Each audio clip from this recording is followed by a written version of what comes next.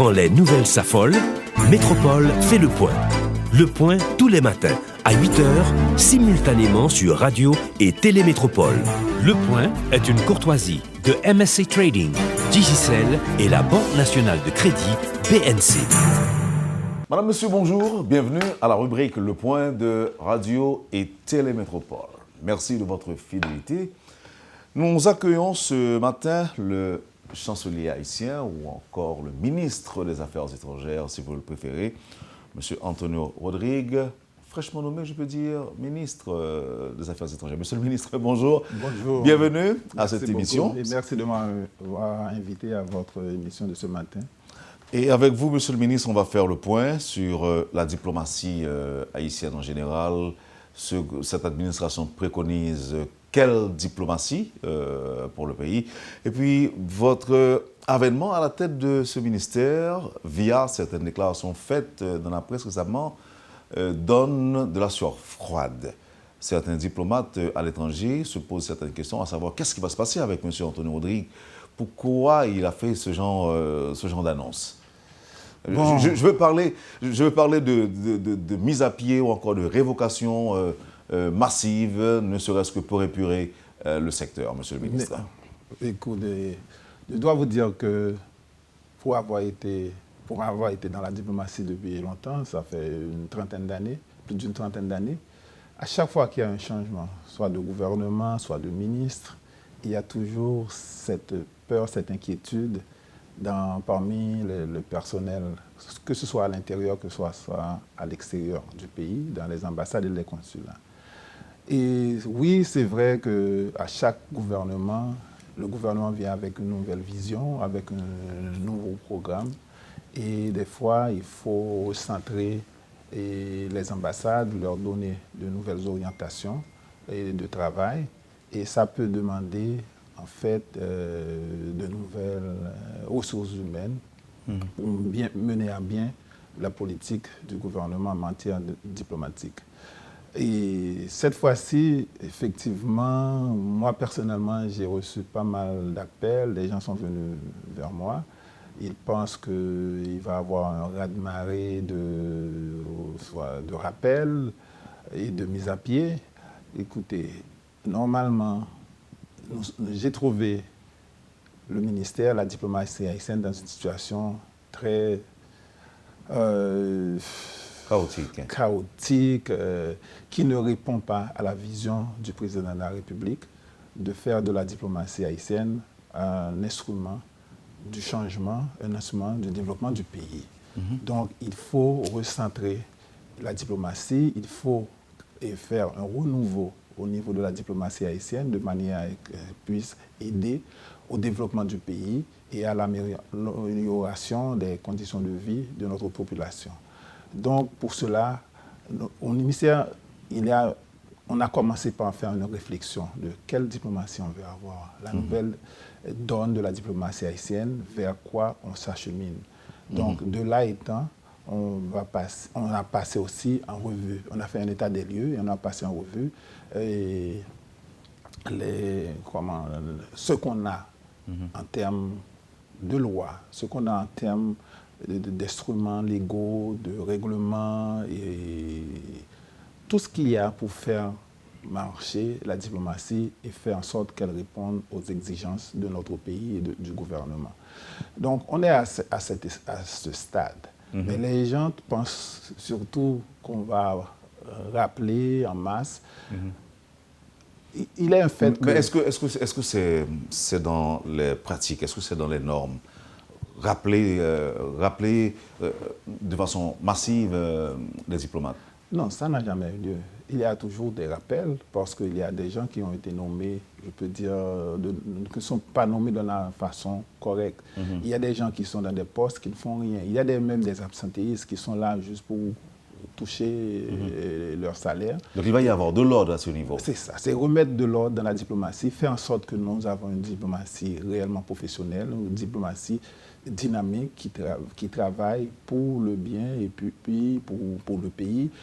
Et vous savez, la diplomatie, c'est une sorte d'extension du travail du gouvernement dans le pays. Donc, on a les ambassades, on a les diplomates à l'étranger pour améliorer les relations avec les pays dans lesquels nos ambassades se trouvent, nos ambassades et consulats, également pour rechercher des investissements pour le pays, ceci pour aider au développement du pays et aussi pour promouvoir le pays tant sur le plan économique, culturel et ensuite pour protéger nos citoyens à l'étranger.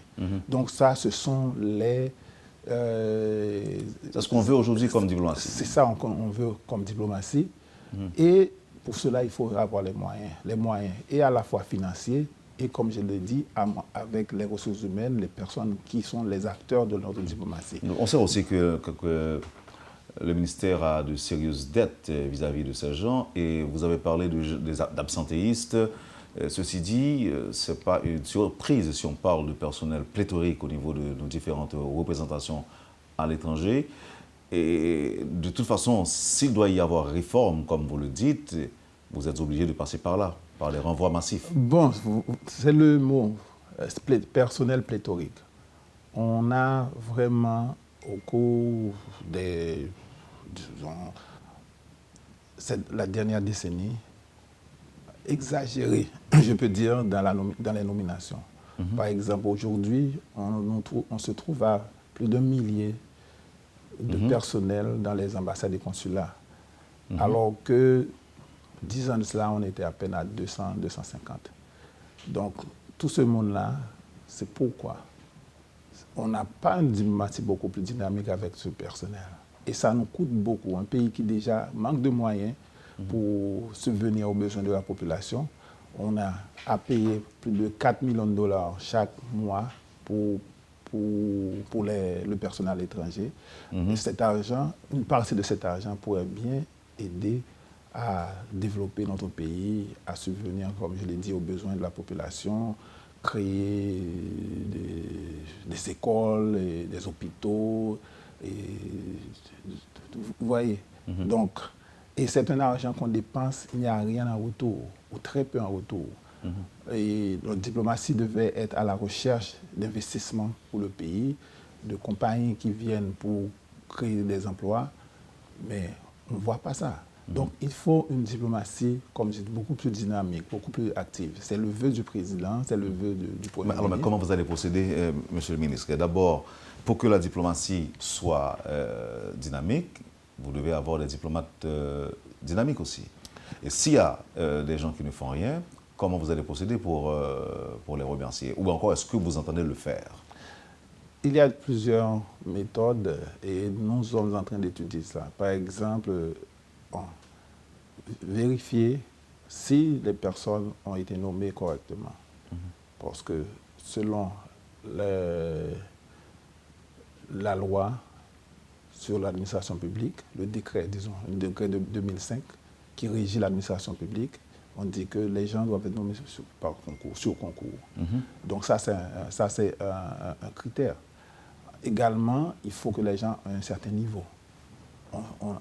Moi, j'ai constaté qu'il y a des gens qui sont nommés à l'étranger qui n'ont pas le niveau adéquat. Ça aussi. Et c'est quoi le niveau adéquat? C'est avoir une licence pour pour être diplomate. Ça, c'est ce que dit la loi de 1958 sur la carrière diplomatique. Donc, il faut avoir un niveau adéquat.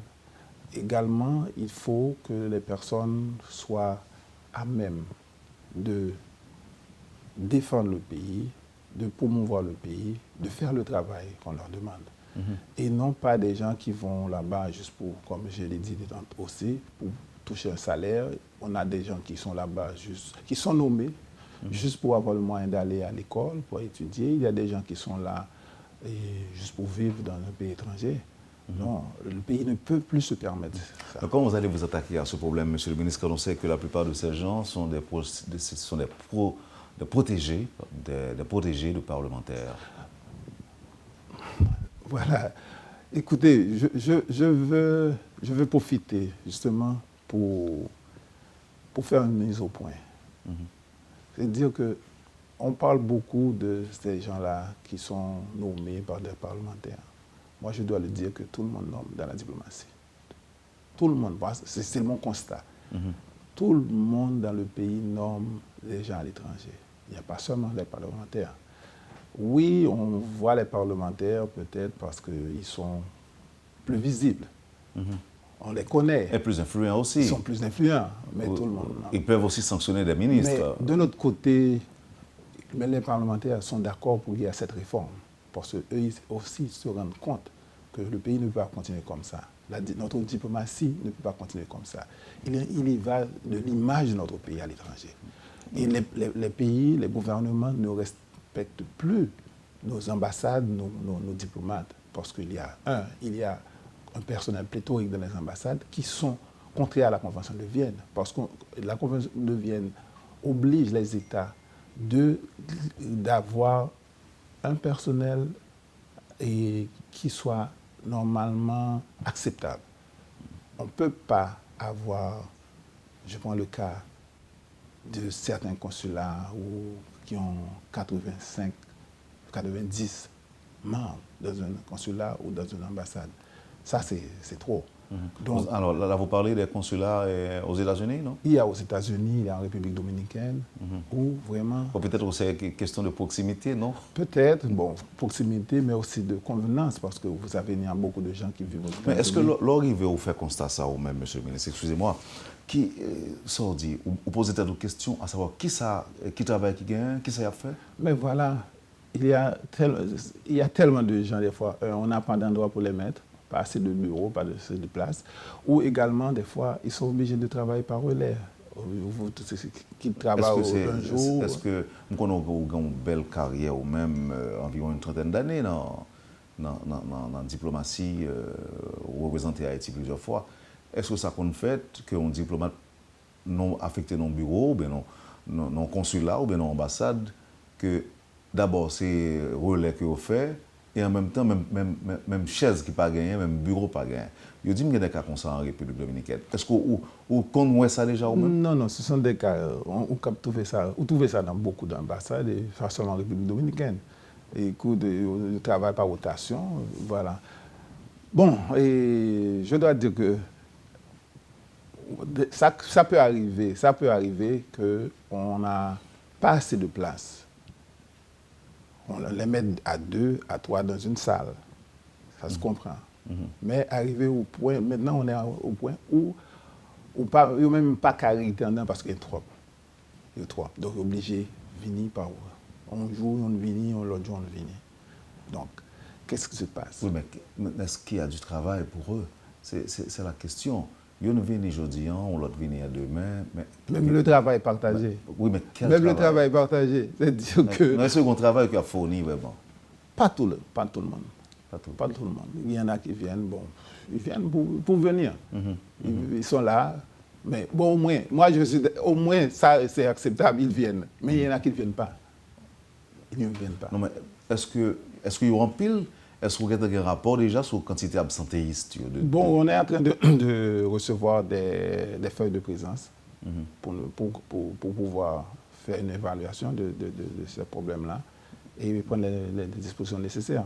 Est-ce que vous devez comprendre, monsieur le ministre, que le problème ça allait plus poser au niveau de République dominicaine et les États-Unis seulement? Il n'est pas pareil dans les autres ambassades? Bon, je prends États-Unis, République dominicaine, oui, c'est là où les problèmes sont beaucoup plus cuisants.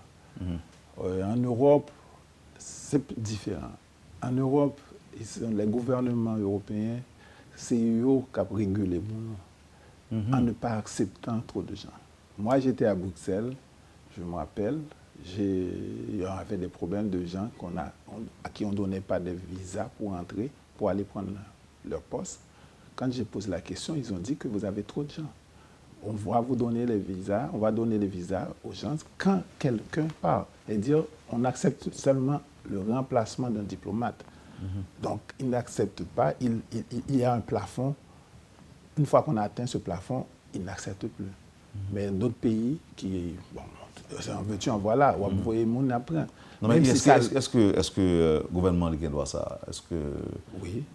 Il doit dire que vous voyez trop de diplomates balayés? Mais je vous dis que la Convention de Vienne prescrit ça. C'est dit. la Convention de Vienne, le pays a le droit de limiter le nombre de diplomates dans une ambassade. Leur dit ça, et qu'ils ont qui réponse au bail à Bruxelles? Mais ils ont le droit de le faire. Oui, mais qu'est-ce que vous leur avez dit? Est-ce que vous leur avez dit, bon, ok, on va arranger tout ça, ou bien... Ah non, on accepte, parce que si la personne ne reçoit pas le visa pour entrer dans le pays, il ne peut pas être accrédité. Ou des fois, il y a des personnes qui vivent dans le pays, qui sont nommées, donc ils pensent qu'ils peuvent être accrédités, on leur refuse la carte d'accréditation. Donc qu'est-ce qu'on fait? Écoutez, on dit ok, on comprend, donc on verra. Donc nous devons comprendre, Monsieur le ministre, un diplomate qui a pour mission de projeter une image positive, une belle image du pays, sa présence seulement provoque l'effet contraire. Tout à fait, tout à fait. Parce que des fois aussi, ils ne comprennent pas comment un pays comme Haïti, qui vit où la population vit dans des conditions difficiles, paie tout cet argent-là pour une pléthore de diplomates, de personnel. Donc ça aussi, ça a un impact sur l'image. Et non seulement ça, même sur notre coopération, nos relations, les relations. Parce que quand un pays voit que l'argent, que des fois il donne au pays, parce qu'il ne faut pas oublier qu'une bonne part de notre budget est financée par l'international. Donc quand ils voient ça, ils disent que non, ça c'est pas possible. Donc c'est tout ça qui fait qu'aujourd'hui, il faut vraiment une refonte de notre diplomatie. Il faut changer, il faut réformer, il faut faire les choses différemment, il faut mettre de l'ordre. Et selon les paroles même du président de la République, il faut dégraisser, voilà, assainir la diplomatie. Et oui, mais maintenant, qui va l'assainir qui va pas le faire, qu'on est là, sans rappel en masse. Non. Parce qu'au début, tu dis que personne ne pas croire que c'est chasse aux sorciers qui pas le gagner et que obligé de gagner. Non, il n'y aura pas de chasse aux sorcières. C'est pour cela que justement, j'ai, au niveau du ministère, au niveau de mon cabinet, on a étudié le problème, les cas, les anomalies qu'on a découvertes. Et à ce moment-là, on a mis en place des critères. Des critères pour la réforme. Parce que sans critères, sans des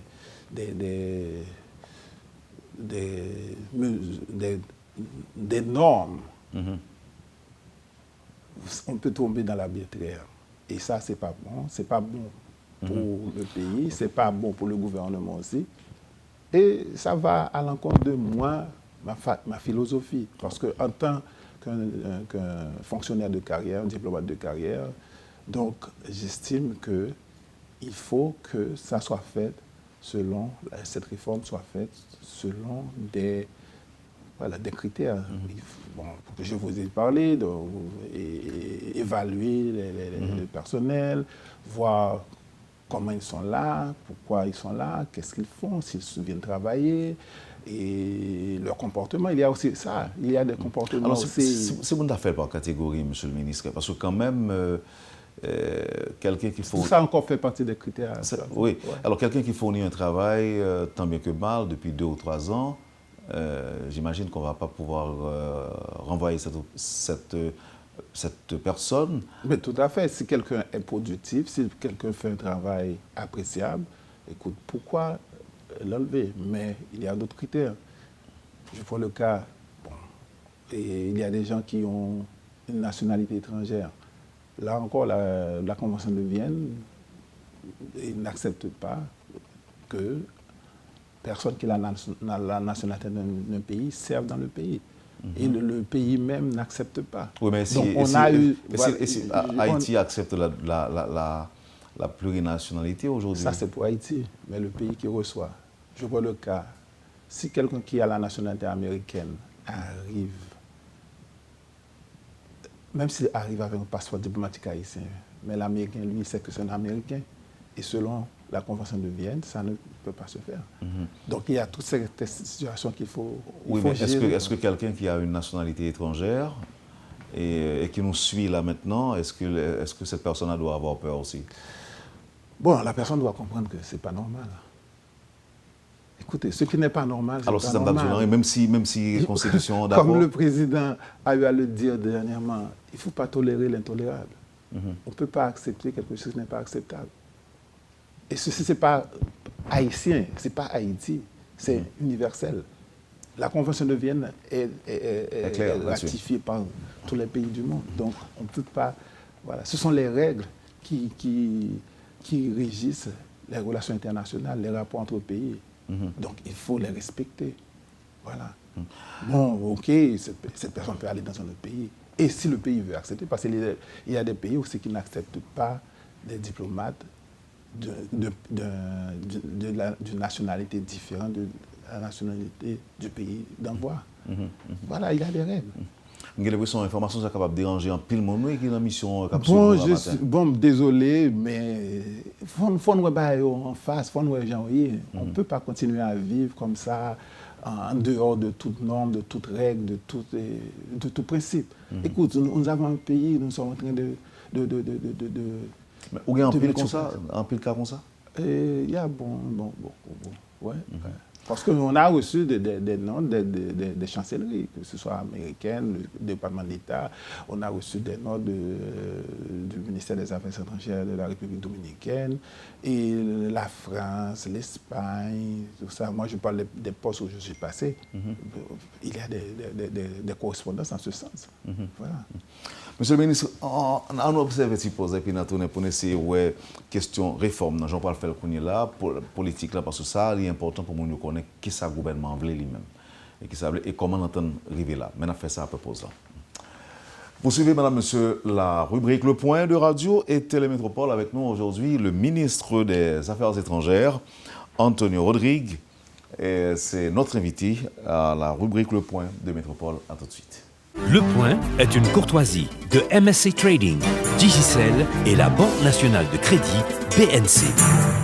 Merci, madame, monsieur, de votre patience et de l'intérêt. Avec nous aujourd'hui, le ministre haïtien des Affaires étrangères, monsieur Antonio Rodrigue.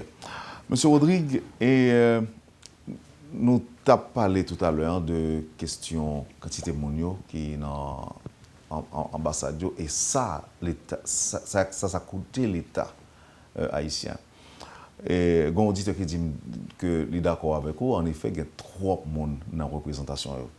Je dis, quelle quantité d'argent nous doit au niveau du ministère, mon Claude Boy? Pour commencer. Il y a des informations qui disent que nous devons 3 mois, nous devons 4, nous devons 5 mois. On n'a pas cheminé vers 3 mois, nous devons 2 mois.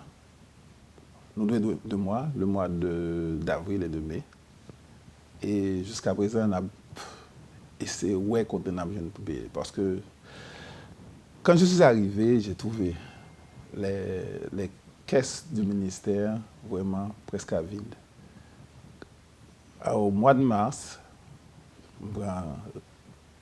et direction ministère, et 21-22 mars, près de 80% du budget est déjà épuisé. Donc, en 6 mois, 80%, donc les autres 6 mois, je gagne 20% pour me fonctionner. Et sur le plan externe, alors en général, pour les missions à l'étranger, c'était presque 90%. Donc, à ce moment-là, on n'a pas de moyens pour payer mon nom. D'autant plus qu'il y a, comme j'ai dit, un personnel extraordinairement grand, où on avait des dettes, on a encore des dettes, des gens qui ne gagnent pas touché depuis octobre, je parle des contractuels. Et ensuite, il y a d'autres obligations que l'État, les ambassades ne peuvent pas remplir, compte tenu du manque de moyens. Est-ce que c'est ça qui expliquait, monsieur le ministre, la décision qui était prise récemment pour couper dans le salaire quelques employés? Non. Bon, ça a été fait avant mon arrivée. parce que je crois qu'on s'est rendu compte qu'il y avait des nominations n'importe comment. Imaginez qu'on nomme quelqu'un et consultant avec rang de premier secrétaire, de ministre conseiller, n'importe comment. Et des fois, les gens ne sont pas à la hauteur. Ils n'ont pas les capacités, ils n'ont pas ce qui est nécessaire. Donc, on a fait un ajustement en fonction de ce problème. Donc, comme j'ai dit, c'était avant mon arrivée. Donc, des gens qui ont été nommés et qui n'ont pas pu être accrédités, justement, à cause de problèmes de double nationalité, parfois pas même double nationalité, mon nationalité étrangère tout court. Et le gouvernement, le pays d'accueil, n'acceptait pas d'accréditer cette personne, donc ils ont dû... Donc, il n'est pas accepté un ressortissant accrédité dans le pays, pas là, pour représenter un autre pays. C'est ça? Non, pour représenter, oui, un autre pays, exactement. Par exemple, moi, américain. Et, le gouvernement américain ne va pas accepter comme diplomate. À n'importe quel titre? À n'importe quel titre. OK. Donc maintenant, ils ont dû utiliser un système, un ballon contrat. Ce sont les contractuels. Et c'est eux qui ont plus de problèmes. D'ailleurs, nous avons plus de contractuels que de diplomates dans les postes pays à l'étranger. Donc, en signant un contrat avec cette personne, donc, il n'est pas diplomate maintenant, cette personne n'est pas déclarée auprès du gouvernement, il ne connaît pas s'il là. Il ne connaît pas s'il travaille dans l'ambassade. Mais maintenant, ça, c'est une situation qui allait presque à l'encontre de nos lois internes ici en Haïti.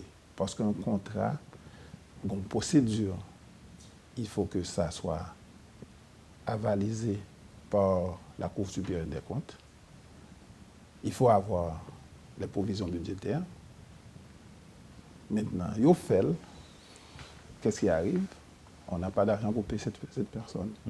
D'autant plus que nous vivons dans un état de précarité en termes de ressources financières. Et c'est ainsi qu'on a plein de gens qui sont là, n'ont pas pu être payés. Donc, ce sont des dettes qu'on a. Par contre, sur un chiffre là, il y a combien comme ça? Un chiffre là, peut-être. Bon, peut-être pas dire. Pour qui ça, Basile? Parce que les normes. Est-ce que les événements milliers comme ça? Non. On a 1 millier de personnel externe. Mais plus de la moitié sont des contractuels. Plus de la moitié sont des contractuels, ouais. Donc on a 600 comme ça. 550. On te dit que c'est environ 200 de gain, 200 diplomates qui ont de gain. Non, je dis que dans le temps, on avait 230, 250 diplomates. Et aujourd'hui, nous sommes à plus de 1000. 1003 exactement. Il faut croire que nous venons plus de pays. Par contre, si nous avons plus de travail pour faire. OK. Maintenant, Monsieur le ministre, si pour nous aller droit au but, qui ça nous voulait nous-mêmes comme diplomatie aujourd'hui? Je l'ai dit, une diplomatie plus active, plus dynamique, qui réponde aux besoins du pays, à la vision du président de la République, au projet de société que le président a prôné durant la campagne, et aussi qu'on a trouvé dans l'énoncé de politique générale du Premier ministre, c'est-à-dire une dynamique une diplomatie qui serve aux intérêts de notre pays, intérêts stratégiques, intérêts économiques, intérêts de développement, et même intérêt de notre population qui vit à l'étranger. Aujourd'hui, Haïti a près de 2 millions de gens qui vivent à l'étranger. On a un problème de migration. Il faut que nos ambassades puissent accompagner ces gens-là, les protéger, les défendre quand le besoin se fait sentir. Il faut aussi, comme je l'ai dit aussi, la recherche d'investissement pour le pays. Il faut que nos ambassades soient des antennes pour attirer des capitaux étrangers pour venir investir en Haïti, créer des emplois. Il faut aussi que Haïti ait une meilleure présence à l'étranger, sur la scène internationale, et améliorer l'image qu'on a de nous à l'étranger, sur la scène internationale. Tout ça, ce sont les objectifs, du gouvernement pour la diplomatie. Donc on doit rechercher, on doit travailler pour atteindre ces objectifs. Cette réforme, Monsieur le ministre, est-ce qu'il y a passé par la fermeture de quelques consulats aussi dans certains pays, côté que nous pas gagné? Ça aussi, c'est envisagé dans l'étude que nous sommes en train de faire et que nous avons préparée. La diplomatie, il y a une loi sacrée, c'est ce qu'on appelle la réciprocité. Si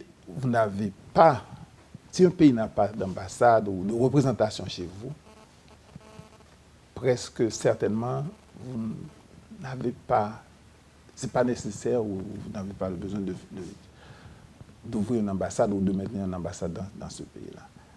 Excepté s'il y a des raisons importantes, que ce soit économique, que ce soit là où il y a une communauté haïtienne très, très, très importante. Donc, il faut leur donner un service, donc il faut quand même une représentation. Mais dans le cas contraire, ça coûte de maintenir une ambassade, ça coûte le personnel et le local et tout.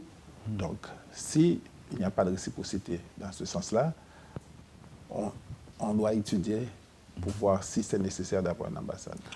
D'autre part, écoutez, il y a de nouveaux pays, de nouveaux centres d'intérêt qui émergent, des centres d'intérêt pour notre pays, pour Haïti.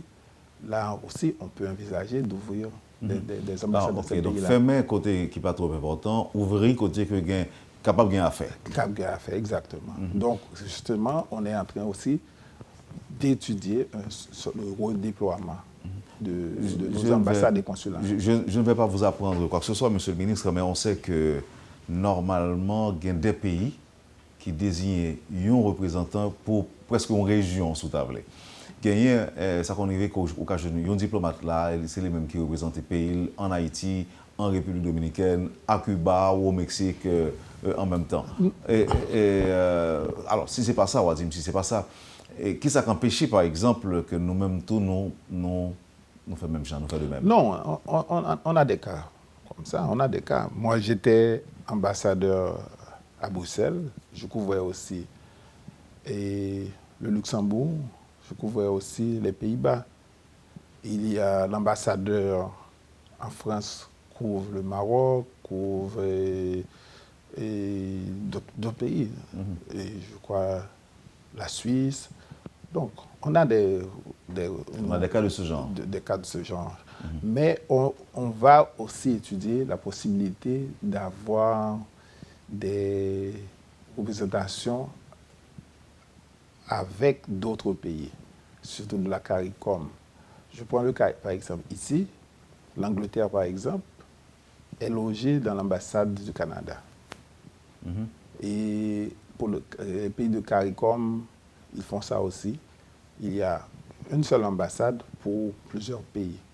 Donc, comme nous sommes membres de CARICOM, on va étudier la possibilité de partager un siège diplomatique avec les pays de la CARICOM. Ça nous ferait des économies. Et ouais. Et il y a un auditeur qui dit que quand le ministre dit que tout le monde nomme des gens dans la diplomatie et pas seulement les parlementaires, est-ce que vous pouvez être plus clair? Tout le monde nomme des gens. Il peut être un ministre, il peut être une personne influente, il peut être même quelqu'un du privé qui a un certain contact, il peut venir demander. Donc, Ce n'est pas seulement l'apanage des parlementaires. Est-ce que ça continue, Monsieur le ministre? Écoutez, depuis mon arrivée, je dois dire que... Quelqu'un de très influent peut vous appeler au téléphone et vous dire... Oui, j'ai eu des cas, mais comme je vous dis, je dois le dire, moi, depuis mon arrivée, j'ai eu à faire... Je n'ai pas fait un seul mouvement dans la diplomatie, préféré attendre que le plan de réforme soit complet et mis en place pour pouvoir agir. Et vous attendez que la situation se normalise? Non, je dis que j'attends que nous terminons le plan de réforme. D'ailleurs, une première ébauche a été soumise au président de la République et nous attendons les directives pour avancer. Quelqu'un qui nous suit, qui est à l'étranger, qui nous suit là maintenant, Monsieur le ministre, quel que soit le pays, on connaît que ça se fait en temps réel, je dis. Je pense que lorsque Métropole a annoncé que la ministre des Affaires étrangères là, tout le monde qui a une mission diplomatique a suivi, il y a attendu qui sont pas dit qui annonce. Je dis là, j'ai l'impression qu'il n'est pas trop productif, je dis. Est-ce que vous gagnez... Ceux qui travaillent continuent à travailler dans les ambassades. Parce qu'il y a beaucoup d'autres. Moi, j'ai encore vu mon expérience. Ils viennent ou passer ou après, un pile monde qui est devant ordinateur et sur Internet et autres. Tu vois. Donc, c'est ça. On doit changer cette pratique. On doit changer cette mentalité. Quand vous êtes dans une ambassade juste pour l'argent, il y a beaucoup de travail à faire. Il y a, et que ce soit promouvoir notre culture, que ce soit faire des choses pour attirer les touristes, des investissements. Il y a beaucoup de travail à faire. Normalement, ce n'est pas seulement venir, chita, blague, faire des ragots ou autre. Non, il faut que les gens soient là pour travailler. Et je pense que tout le monde pourrait être d'accord avec moi qu'il faut que ça cesse. Est-ce que par contre il y a des problèmes qui posaient tout, Monsieur le ministre, des problèmes d'influence politique même, si vous voulez? Par exemple, capable d'un chef de mission, capable d'un ambassadeur qui, en fait, c'est lui-même qui a tout le pouvoir, mais il y a un subalterne qui a pile pouvoir tout, politique. Et que ça a un petit peu handicapé le travail. Le passé des instructions, tout, il n'y a pas obtempéré. Donc, ce qui vient créer une sorte de passivité, l'oisivité même au sein de la représentation. Écoute, la diplomatie est un secteur politique.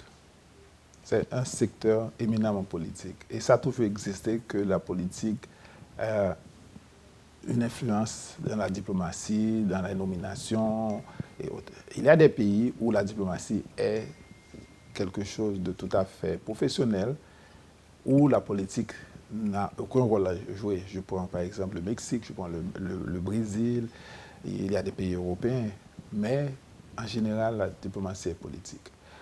Bon, maintenant, c'est le degré de politique dans la diplomatie qui donne des problèmes, des fois. Donc, si on a beaucoup plus d'influence politique dans les nominations, dans les actions, dans les directives, là, on tombe, il y a une situation assez débalancée, je peux dire. Mais pour un pays comme le nôtre, vraiment, la politique a toujours joué un rôle dans la diplomatie. Et ce que vous avez évoqué là, soit se dit là, oui, c'est arrivé. Et un peu chef de mission peut avoir quelqu'un qui ne peut même pas gérer. Il ne peut pas dire fait ça ou pas fait ça. Parce qu'après, peut-être, il reçoit un coup de fil disant, écoute, tel monde, pas moyen, etc. Tu vois. Donc, on a ce genre de problème. Non, mais on doit vraiment faire en sorte que nous retournons dans la normalité. Et on travaille pour ça. Parce que, mine de rien, ça va être bénéfique pour tout le monde. On peut penser que, bon, ouais, je suis lésé, etc. Non. quand tout va bien, tout est correct, tout est normal, on suit les règles, et tout le monde qui va bénéficier. C'est le pays qui va bénéficier. Alors, au Gombaga, on t'a dit tout à l'heure, on t'a interrompu, on dit, le monde qui commence à travailler, que continue à travailler. Tout le monde doit continuer à travailler. D'ailleurs, c'est une façon de voir qui travaille. Mais le monde qui va travailler, monsieur le ministre? Mais écoute, moi, il va commencer à aller faire des marches. Ah, ok. mais non. Donc, ça veut dire que là, vous parlez des absentéistes. Bon, j'aurais souhaité qu'à partir de maintenant, ils viennent travailler.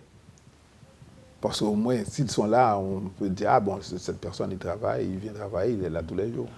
Et les ambassades produisent des rapports réguliers? Elles sont obligées. Il y en a qui le font. Bon, il y a d'autres où il faut... Mais de toute façon, voilà, il y a deux sortes de rapports. Il y a des rapports réguliers, mensuels, que les ambassades doivent, pas les ambassades seulement, les consulats aussi, doivent fournir.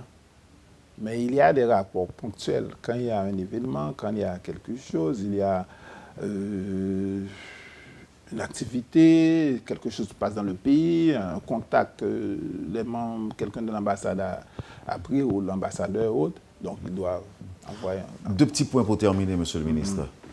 Question TPS, est-ce que Haïti a un rôle encore que le sens qu'il a joué pour porter les Américains on a dit, un plus belle ou une prolongation qui est plus intéressante? Est-ce que vous pensez que c'est un rôle que nous avons joué toujours?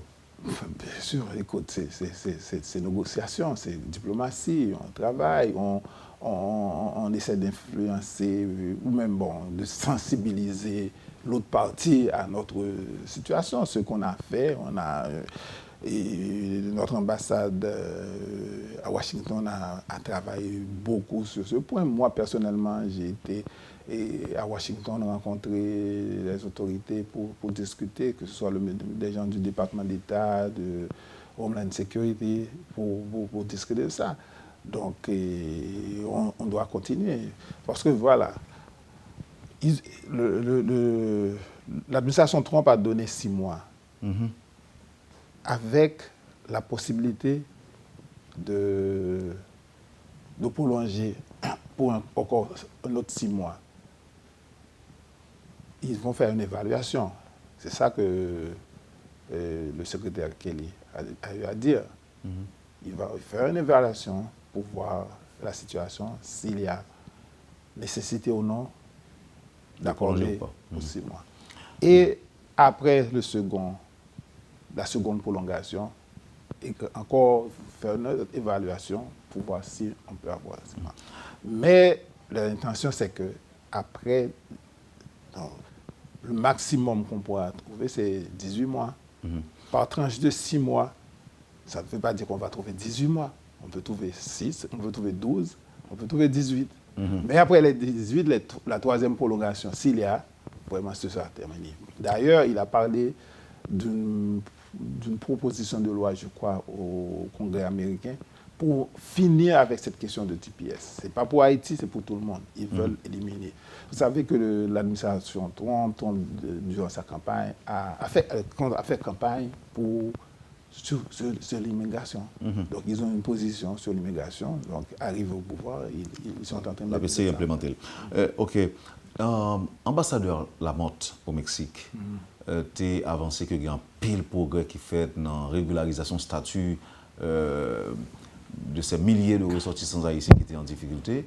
Est-ce que n'a pas avancé toujours sur la question ça, ou bien est-ce que le fini net, est-ce que tout haïtien au dossier légalisé, tout le bagage fini pour eux? Au Mexique, vraiment, ça a été, je peux dire, une victoire de notre diplomatie. Où, grâce au travail inlassable de l'ambassadeur Lamotte et des membres de l'ambassade, il pas lui seul, on a pu avoir, le gouvernement mexicain a accordé, a régularisé, je crois, plus de 4000 ressortissants haïtiens qui étaient dans la ville de Tijuana. Tijuana, c'est en face de San Diego. OK. Maintenant, donc, là, on est dans le processus de leur donner les papiers, etc. L'ambassade intervient au niveau de leur accorder des pièces, des passeports, etc. Maintenant, c'est une première phase. Là, on commence à traiter le dossier des Haïtiens qui sont dans une autre ville frontalière entre les États-Unis et le Mexique qui s'appelle Mexicali. Là également, il y a beaucoup d'Haïtiens qui sont réfugiés, qui sont bloqués aussi. Donc, ça aussi avance. On doit dire que le gouvernement mexicain a fait un effort extraordinaire pour faciliter. Okay. On a d'autres pays aussi. On a par exemple le Chili aussi qui va ou qui est en train de régulariser la situation des Haïtiens. On a au moins 30 à 40 000 Haïtiens qui sont là-bas. On a le Suriname. Donc tout ça, ce sont des travaux, ce sont des activités, des actions que notre diplomatie est en train de... Monsieur le ministre, où sont combien de représentations diplomatiques nous avons? On a au total 49 représentations diplomatiques, consulaires et missions permanentes.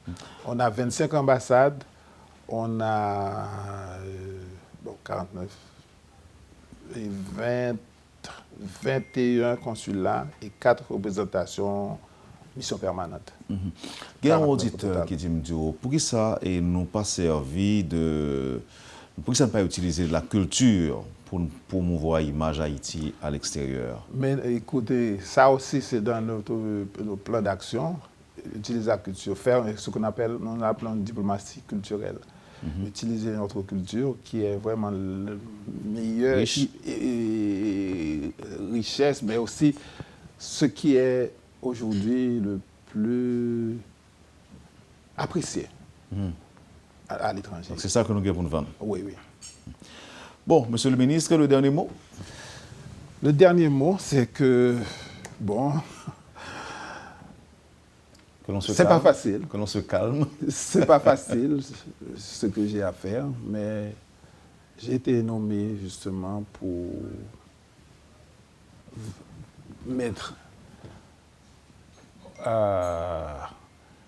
au service du pays ma compétence, mes expériences, mes connaissances, et je veux le faire vraiment. Je pense après 37-38 ans dans la diplomatie, parvenu à ce niveau, je pense que j'ai un devoir de donner au pays ce que j'ai obtenu, de redonner au pays ce que j'ai obtenu de lui, et faire en sorte que la diplomatie haïtienne retourne une diplomatie brillante, une diplomatie qui est reconnue à travers le monde, et que nous occupions de nouveau une place importante sur la scène internationale.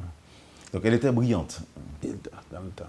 Aujourd'hui. Oui, on a Jean-Paul Ismas, Émile Saint-Lô, tout ça, ce sont des noms, Carlo Gus. Non, il y a à un moment donné, la diplomatie haïtienne était vraiment brillante, et puis on parlait beaucoup de nous, on a fait des exploits. Monsieur le ministre, c'était un plaisir de vous avoir ce matin avec nous à la rubrique Le Point de Métropole.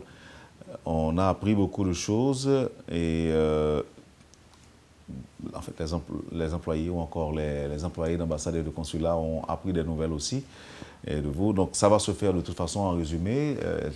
La réforme se fera, et contre vents et marées. C'est un passage obligé. C'est un passage obligé. Oui. Et donc merci encore une fois d'avoir accepté d'être avec nous à Métropole ce matin. Merci de votre invitation, et j'espère pouvoir venir une nouvelle fois. Ce sera avec plaisir. Merci. Voilà, vous avez suivi, madame, monsieur, la rubrique Le Point de Radio et Télémétropole. Notre invité aujourd'hui, le ministre des Affaires étrangères, monsieur Antonio Rodrigue, avec qui on parlait de la situation de notre diplomatie et ce que souhaite le gouvernement haïtien comme diplomatie aujourd'hui. Donc la réforme, a-t-il conclu, aura lieu. De toute façon, on doit se préparer. En conséquence, voilà donc le mot avec lequel on a mis un terme à cette rubrique aujourd'hui consacrée à la diplomatie. Merci de nous avoir accueillis chez vous. Passez une excellente journée avec Métropole, et à bientôt. Quand les nouvelles s'affolent, Métropole fait le point. Le point tous les matins à 8h, simultanément sur Radio et Télémétropole. Le point est une courtoisie de MSC Trading, Digicel et la Banque nationale de crédit BNC.